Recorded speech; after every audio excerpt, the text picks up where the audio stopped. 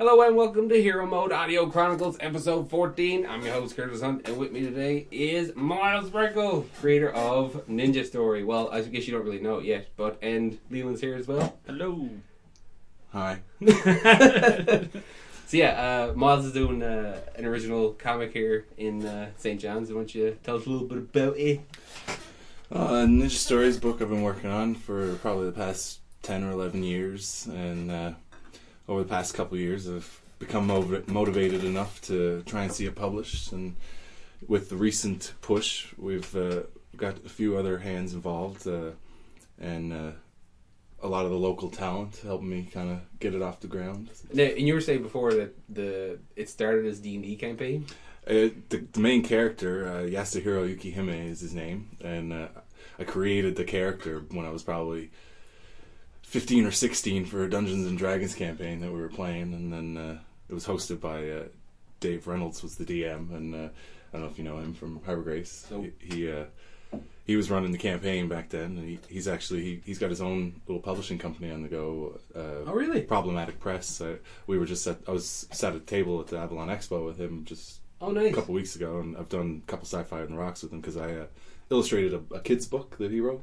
Sweet. And he wrote it when he was 9. It's like a reimagining of the Three Billy Goats Gruff tale, and he kind of told the other side of the story. Really? The trolls, like, yeah, fucking arseholes walking on my cocksucking bridge again. Yeah. Well, no, it's more like kid friendly, a kid's book. But, oh yeah, kids. It kind of twists the story, and as if he was all a good guy all along, and the Billy Goats were the arseholes.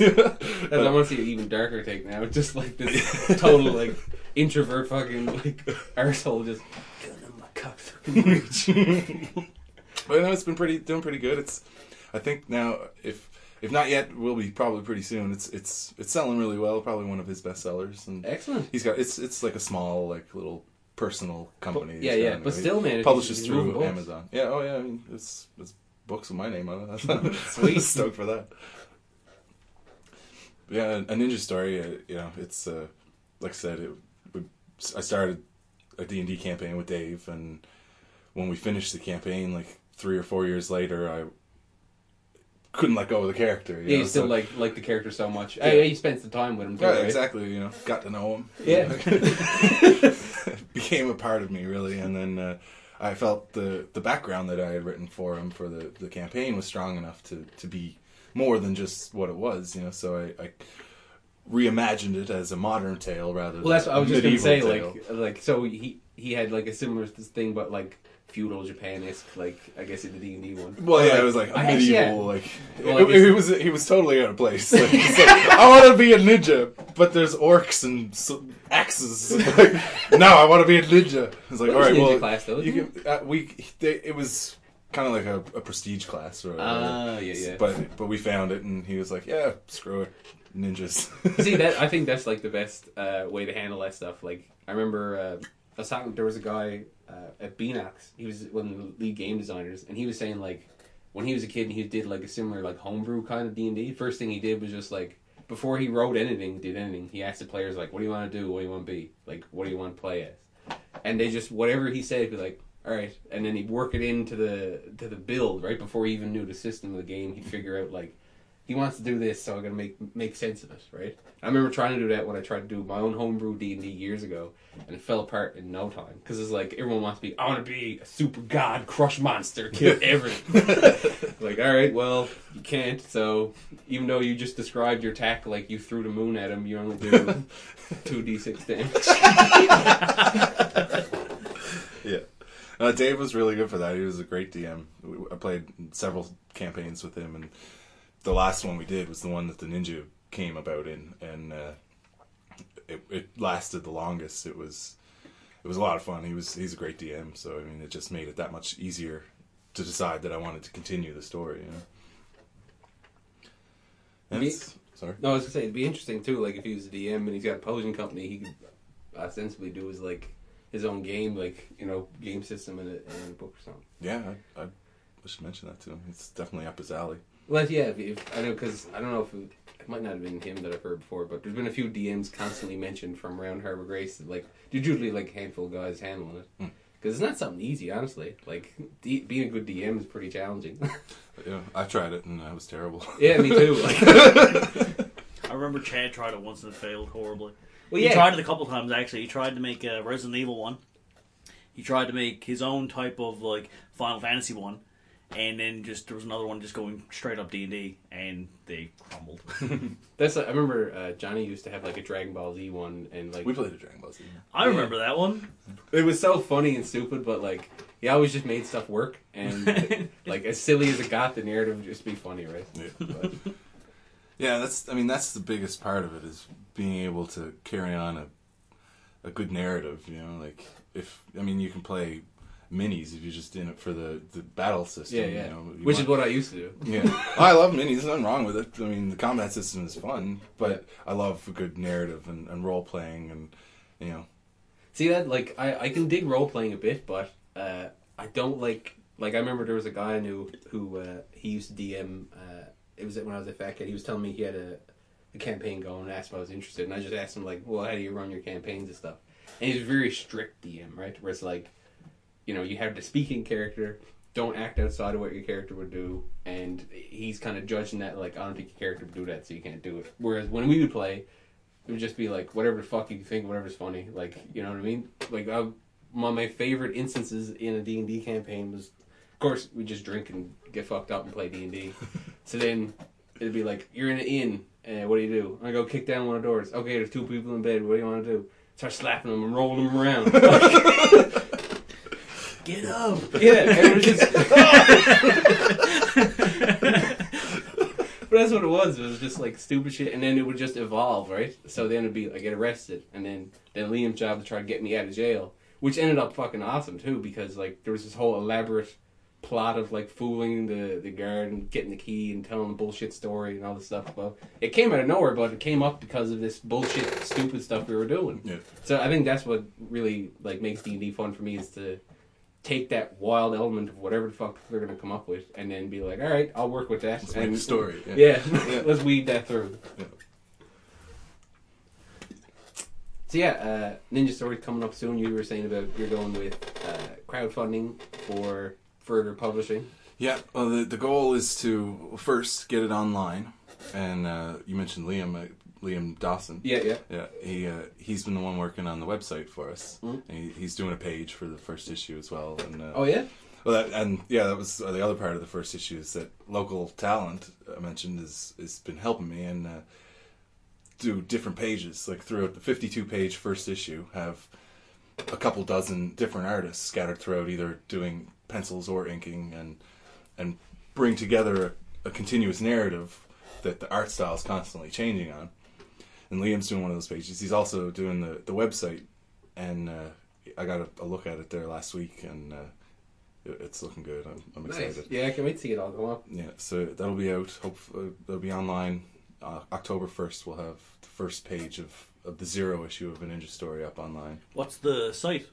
aninjastory.com. Okay. Simple. Is it hyphenated or just Ninja Story? No, a Ninja Story. Ninja Story. Okay. One of many. A Ninja Story. Sweet. .com. That's awesome. I mean, so is that the plan? Like, you've kind of got a backlog now, because you like 52 pages of beefy fucking first issue. That's like its own like graphic novel almost. Really. Almost, yeah. I wanted to put together enough material to put out a collected book almost right off the hop. Yeah. So I've got the 0 issue, and I've got the first issue, which is basically a double issue, and the second issue, and I'll have to draw the third and maybe the fourth, and then I've basically got First a collected issue there. Nice. But yeah, I've got the 0, first, and second issues all pretty much drawn. Like, there's still a couple scattered pages other people are drawing that are trickling in, but... Well, that's the other thing, too. Like, the other... It's hard enough to produce comic, but it's also really hard to manage a bunch of artists and get stuff in on time. Well, luckily I didn't have to worry about that with you. Well, I mean... Timely manner, this guy. No, well, I mean, it was just like... I managed to just square away the time. Like, that's what I was saying, like, when do you want? Because, like, I wasn't touching it for a long time with the other stuff we're doing here. But once I knew, like, oh, you need it for around this time to pick it up and make sure it gets out. Because that's, like, deadlines, I know how I like to hit deadlines. Yeah, deadlines are good. They definitely this I've done so many things with this book trying to figure out the best way to approach it. Mm. In the end, it kind of just happened, you know. It's just the way things worked out, you know. Like, but yeah, like all you can do is push and see what goes. yeah, and I think a big part of it was setting up deadlines. You know, so you need deadlines to kind of If give you, it structure. I find like with a creative too, it's like a deadline is pretty important because if you give me 3 weeks to do something, it's going to take me 3 weeks. Yeah. You give me 2 days to do something, it's going to take 2 days. Mm. Like, and that was something I remember. There was a John Cleese lecture on creativity and how to manage creativity when you need to use it and stuff.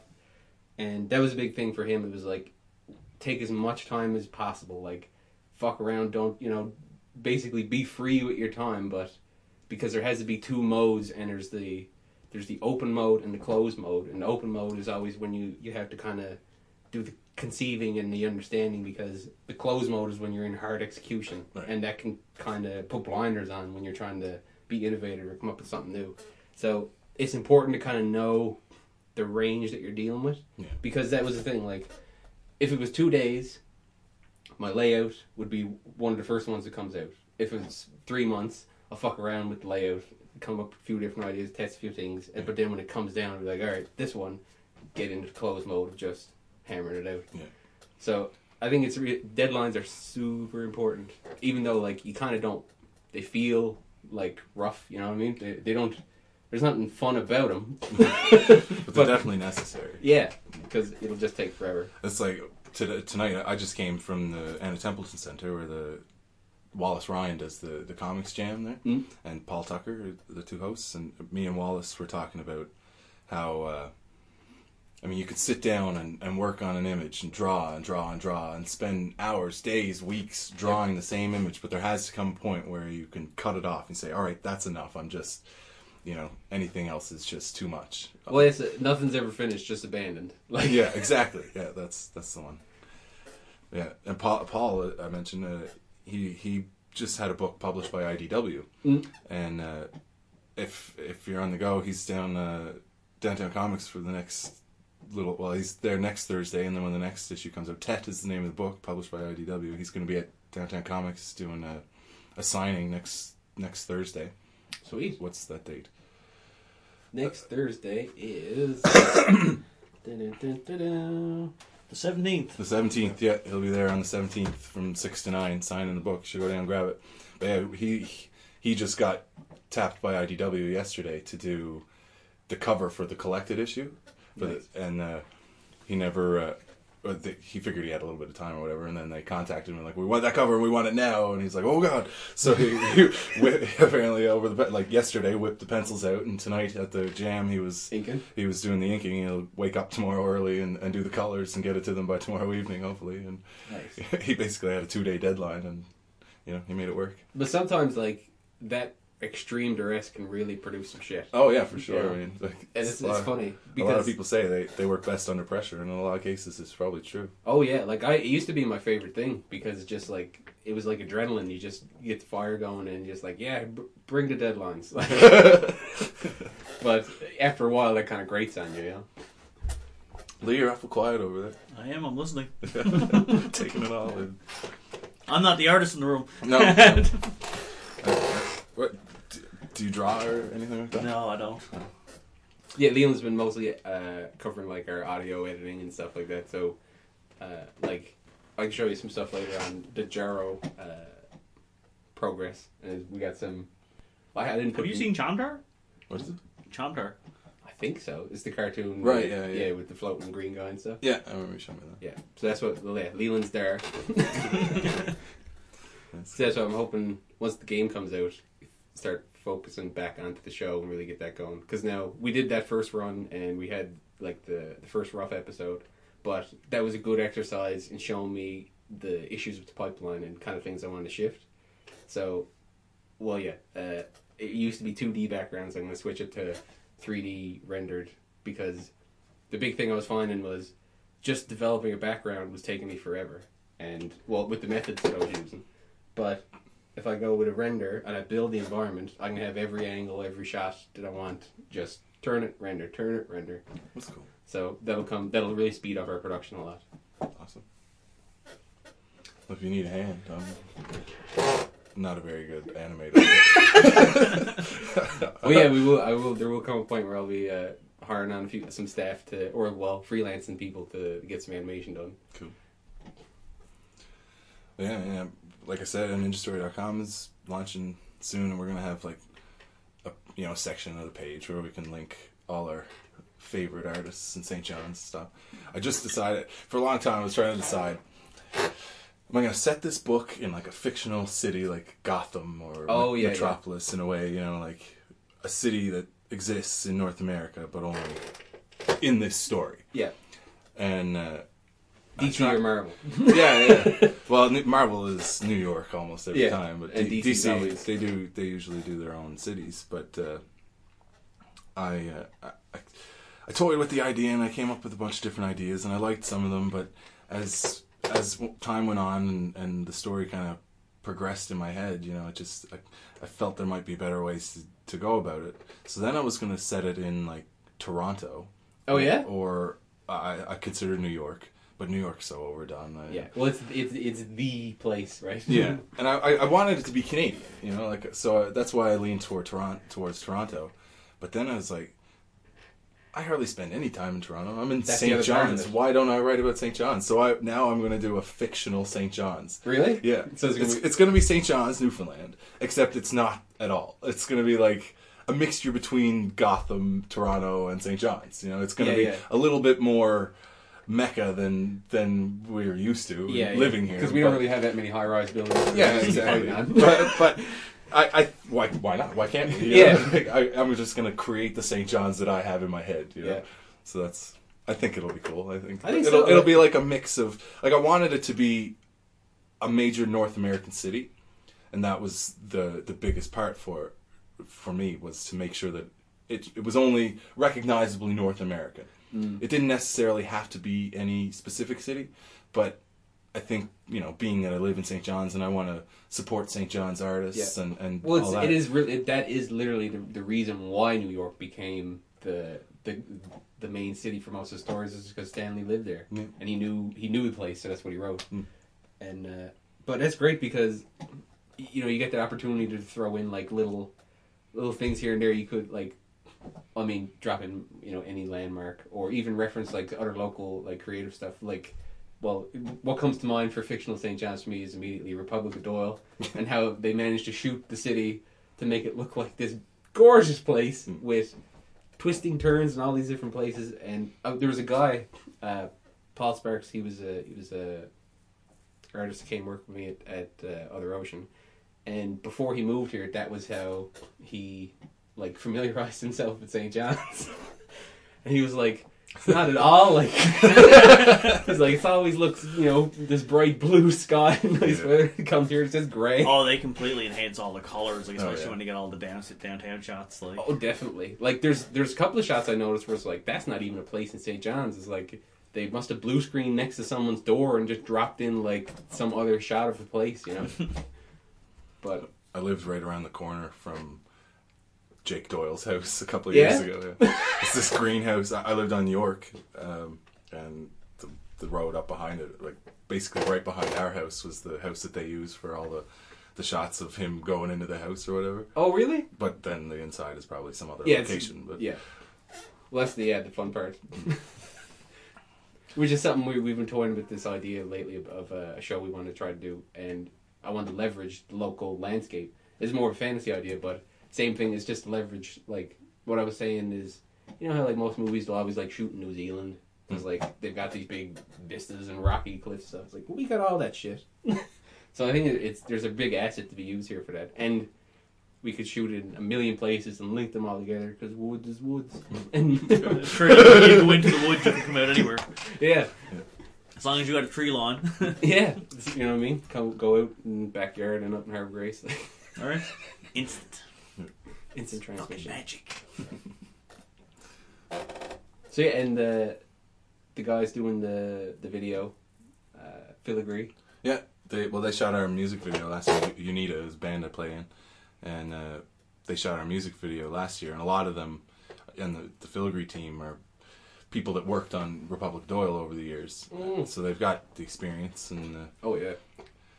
And when so that's where I met Steven, is through, well, several months before we actually shot the video, we started collaborating on the ideas and stuff. And then after the music video was shot and stuff, we remained friends and kept in contact and stuff. And then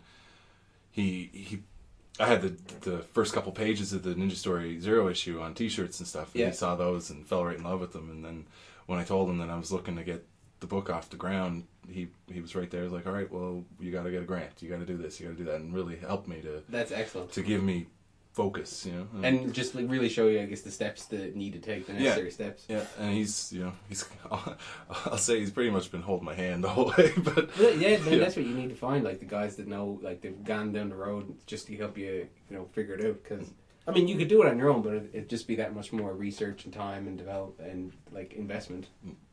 Yeah, and he seems excited for the story to be on its own feet, like. So yeah, I'm glad to be buddies with him. So he's definitely shown me a lot in regards to finding grants and people to help. Yeah. Well, it's really good to see like how you manage to leverage like the local scene to actually move the stuff forward, because that in itself is not an easy thing. Like it's proved difficult, but I'm surprisingly not as difficult as I thought it would. Yeah. Yeah, it's actually been pretty smooth, I gotta say. I think just, the Ninja Story logo and the cover of the Zero issue, they've been floating around St. John's for a couple of years now. Yeah. So some people that are within the comics community, at least, have seen it around, and they know. Well, yeah, they know me through it, and I think they're just as excited for it to get off the ground as I am. Mm-hmm. Well, yeah, I can't wait to see it moving. I think it's going to be good, man. Like I want to be able to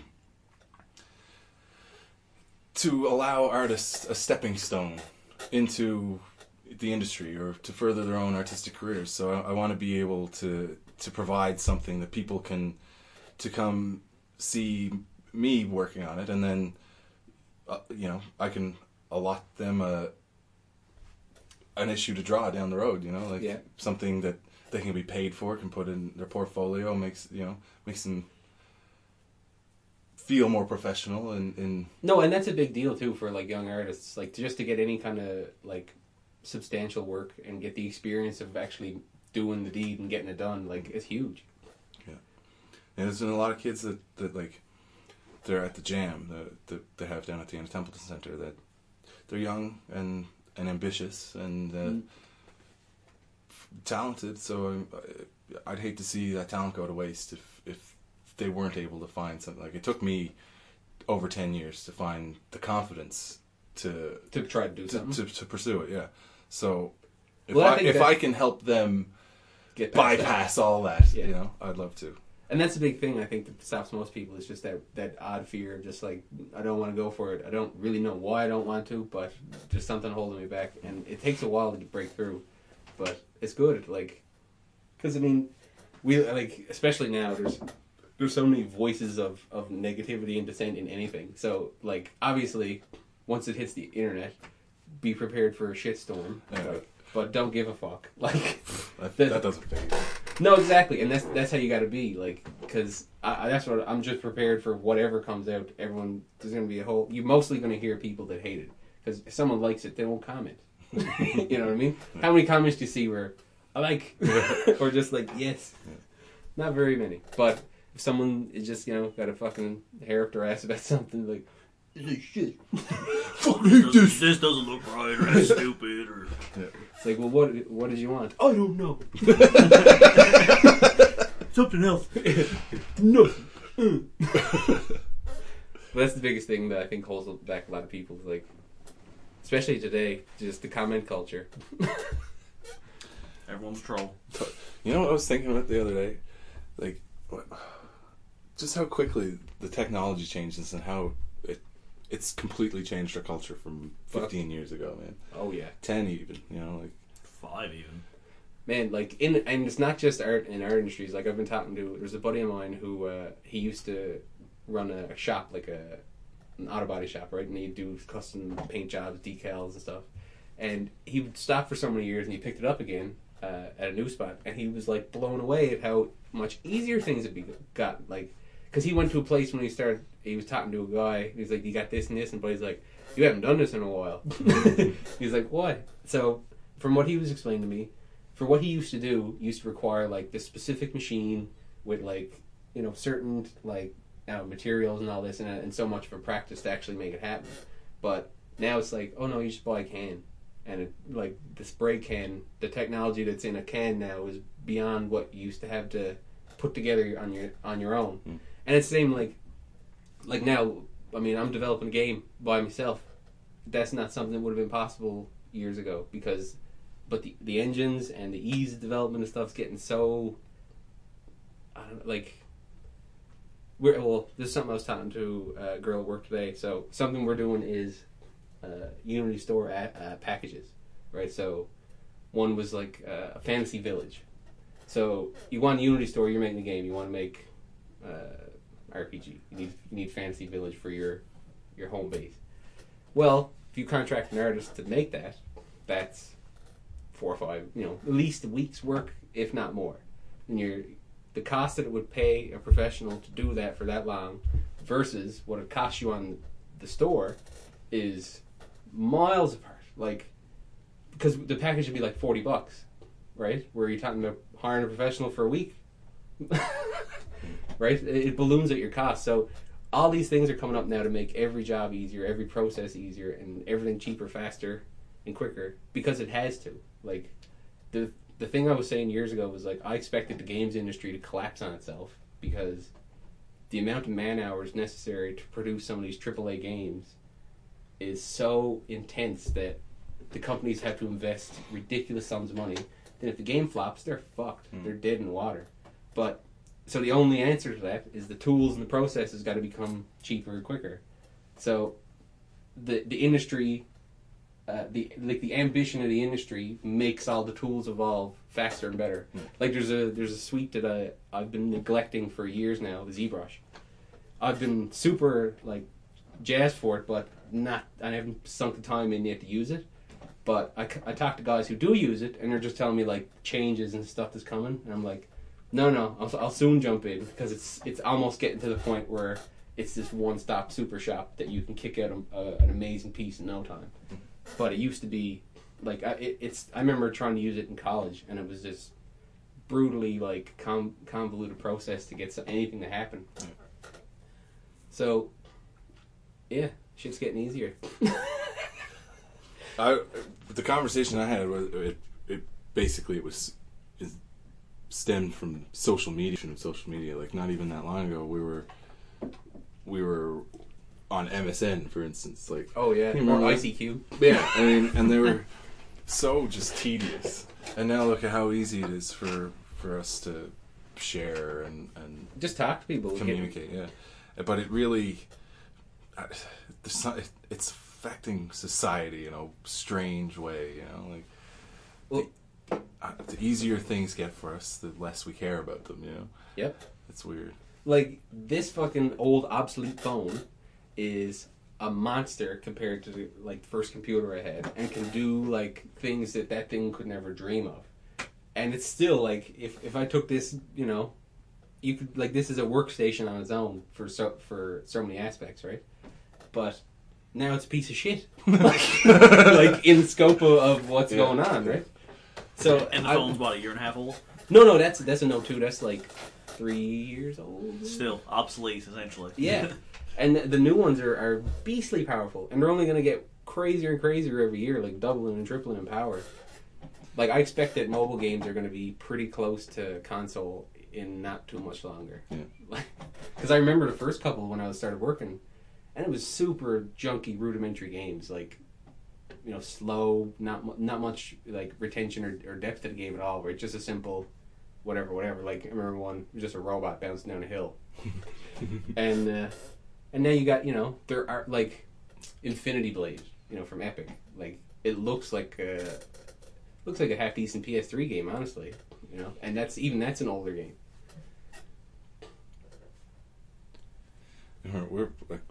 We're like the generation that watched we grew up with the computer essentially. Yep. I can remember when I was just in my early teens, I think, or yeah, probably early mid-teens was the first time we had a desktop in the house, and it was still fairly early on, like in the scope of like computer. The maturity of of the computer, and that piece of crap that came into my living room was 15 years ago. Exactly, and look at it, like that thing would be no better a paperweight than anything, like today, like, and it was just a piece of crap. Like there's no other way to put it. Like, and today, like how easy the kids have it as compared to like not that long ago, and that was my point, is that things are evolving so much quickly now. Like I'd say in 10 years' time, we won't even recognize the technology from today. Like it'll probably get to the point where, like, let's say now, like Ninja Story, your process is you're drawing the comic, you scan it in, you do whatever and get it up there. But Jesus, like, it'll get to the point where you'll probably be drawing on the internet, like, you know what I mean? I like am the internet. Like people could come onto the website and like watch the lines come in on the page, like just streaming your. That'd be awesome. Yeah. But I think that's really like not even far fetched with some of the shit that's going on. No, definitely not. Like there was a video that came out a little while ago. Glenn Keane is a legendary animator, and it shows him doing like he did Beauty and the Beast and like all these old Disney movies. But there's this video of him testing out this 3-dimensional drawing thing. So he puts on like a visor like Oculus or something, and he's got like almost like a wand, like the PS3 Move or Wii wand, and he's just like going like trigger and pulling all these lines. It shows his view, and it's just these big lines getting pulled like out in 3D space. So he draws Beast and Ariel in 3D, and then he's like going around the drawing, like looking through it and stuff. So wow, that's intense. Like immersion into the media is getting really close. Like with I think the dream of virtual reality is finally like at the door with some of this new stuff that's going on. I just watched the Oculus Rift episode of South Park last night. The grounded Vindaloo. Yeah, it was fun. No, I think there's a crazy shit coming in, and you won't be able to recognize, like, what the weirdest statistic, or not even statistic, the weirdest thing I've heard was, we're going to be the last generation to remember what it was like before the internet. Yeah. Definitely. Oh my god. Like, do you ever see those videos of, like, kids with a Game Boy? Like, picks up the first Game Boy, is like, how do you download apps? Like, he's like, what do you mean you have to put a cartridge? A what? What? Put a what? It's a square thing. But, I mean, kids are getting raised on tablets now, too, right? Like, which is kind of, honestly, to me, I'm a little worried about the way kids are developing with this, like, crazy amount of stimuli. Like, they're overstimulated to the point where just, like, real life is, like, boring to them, I don't know. I think I take another approach at it, because I'd seen something online one time that this dude, he for his kid, like, his kids don't play video games. That's just it. Like, he had all kinds of systems and stuff. So what he did is that he started them off with, like, ColecoVision. Yeah.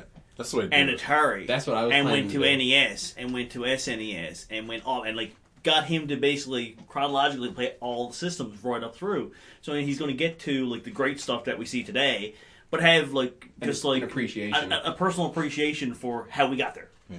Right? That's And what like, he was just doing it. He's like, well, I got my kid. He's like, this is the way I'm going to do it. And I thought it was a great idea. Yeah, I actually thought the same thing. Like, if I want my kid to first experience NES as their first, like, gaming console. Like, and the games will be simple enough, too, that, they'll be able to get into it. Don't let him play Silver Oh, yeah.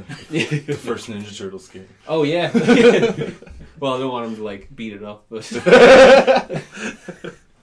But 2 and 3, yeah. That game was hard. The first one? Yeah. Oh, fuck yeah. So hard. NinjaStory.com is launching on October 1st, and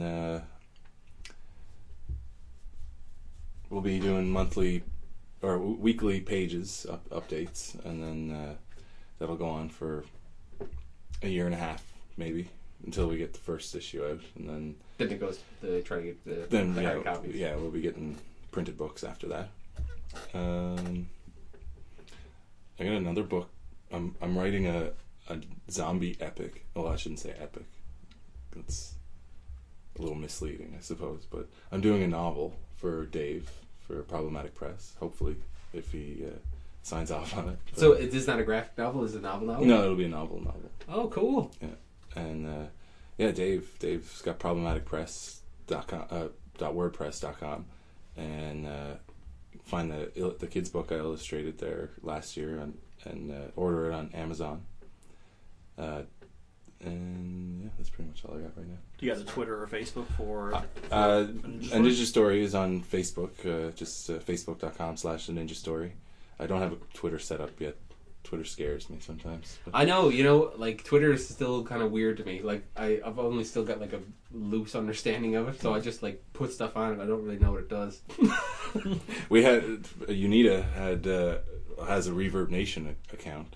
We have a Twitter account as well, but we started off the Reverb Nation account, and it allows you to sync to all your social media. So we set up a Twitter account for the band, and you can just post on Reverb Nation, and it'll post that same thing on Facebook and on Twitter and whatever social media I've synced it to.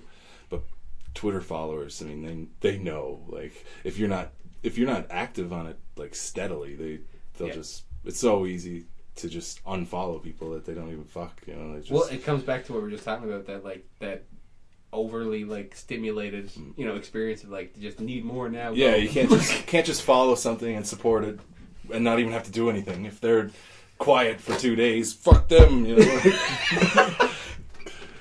haven't heard from him. He's dead. Yeah, he's dead. Dead to me. Yeah, that's what it's like. But then I got into Twitter for a little while. I had it on my phone, and it ran up my phone bill. So, but it's so. That's what it is. You have to be steadily updating your Twitter account, or anybody that's following you is just going to stop following you. So probably now, once the .com website gets off the ground, I'll set up a Twitter account to coincide with that. Well, yeah, I guess every time page drops, it'll just feed. Yeah, exactly. Yeah.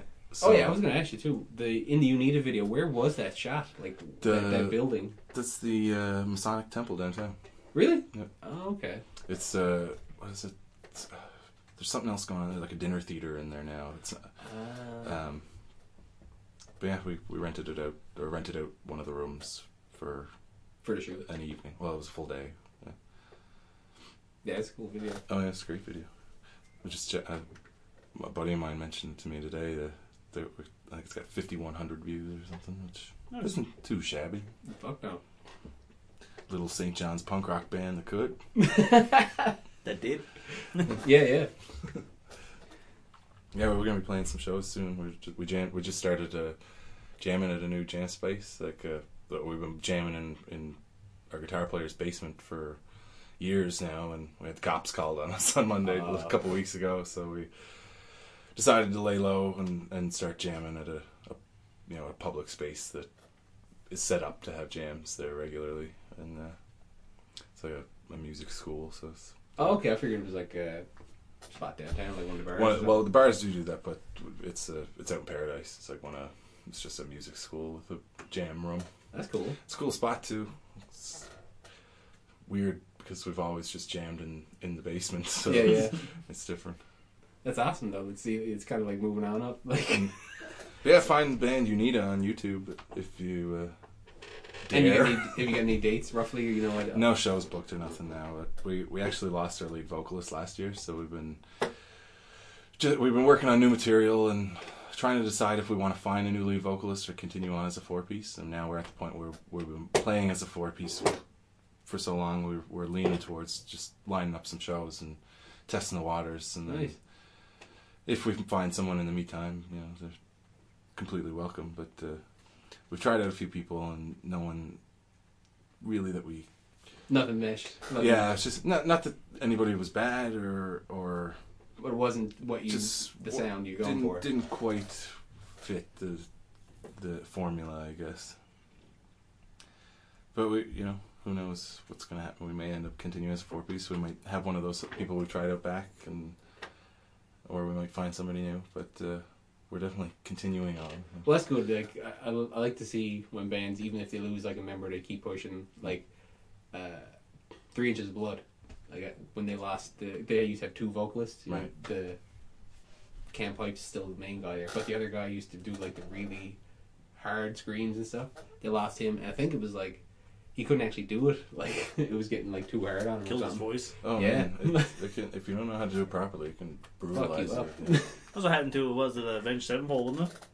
I'm not sure. Pretty sure the lead singer of that like destroyed his voice, and then they went like almost mainstream.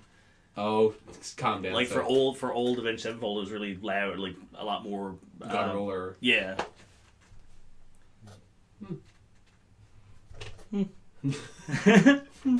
Fancy that? Yeah, so catch us on Facebook, catch us on iTunes, Shout Engine, follow us on Twitter. Soon. Yeah, no, we're on Twitter. Yeah, but we don't do anything. No, all the every time a video goes on YouTube, goes on Twitter, and I've been trying to keep posts like flowing out to it. Like I threw up the line art for that first Death Splash scene. Oh, so yes. that's going up now. So that's what I'm trying to keep stuff flowing, like, and start to show off the game as it's getting developed and art for it and shit. So yeah, just Google HMAC Hero Mode and you'll find us in something or other, either on YouTube or whatever. We're around the interwebs. Yeah, we're on there. Believes it or not. Good old interwebs. So yeah, that wraps up HMAC episode 14. Yeah, that's it. Cool. Cool. Cool. Cool. Cool.